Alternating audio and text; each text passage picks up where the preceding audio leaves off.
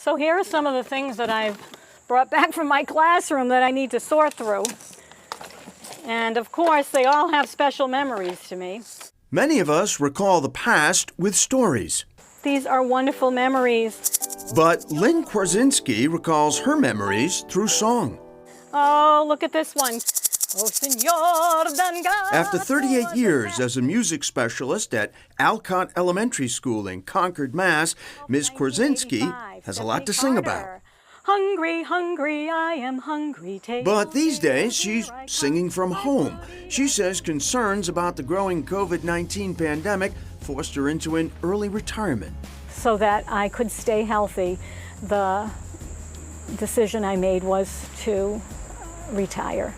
Much to my dismay, in a way, because I didn't really have a chance to say goodbye to the children.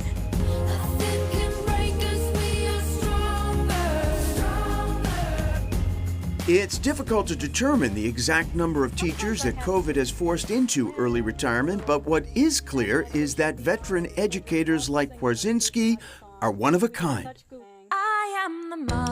I really thought that I was going to probably stay in this position for 5 years, and then I figured I might be interested in doing something else. But the children just gave me such joy that I never left. I tried to do the math. Approximately 5,375 students I've taught.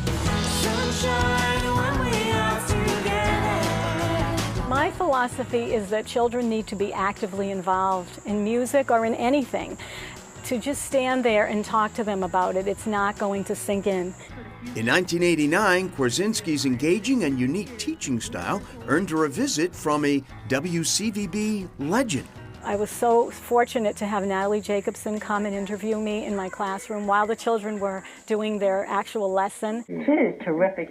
In between concerts, assemblies, and her daily classes, Ms. Kwasinski found time to integrate technology into her classroom as an early adopter of digital composition. It was quite a wonderful opportunity for them to learn about music, to be creative, and then to have a piece that they actually had written. In a career full of highlights, one of her most enduring achievements started under a flagpole. Children gathered around the pole. We had learned a few patriotic songs, and we sang them, and everybody seemed to enjoy it. So I said, oh, the next year, let's do it again. And then some of the children started telling me, my grandpa was in the Army or the Navy or the Marines. Could they come? So it grew and it grew and it grew. And do you know, last year at the 24th Annual Flag Day Song Fest, we had 10 veterans who were there. Some of them were in their 90s. You're a grand old flag. Though this year's Flag Day fell victim to the pandemic, Kwasinski still finds strength in these patriotic songs, though her empty living room bears little resemblance to the packed auditoriums where once nearly 100 students would sing in unison. A lot of people have said, you've impacted so many lives, but they have impacted my life in much the same way. I don't have children of my own, so I'm just grateful that the parents allowed me to share their children with me. And as Ms. Kwasinski begins her first year of retirement, many of those children have made it a point to reach out and thank the woman who filled their lives with so much music.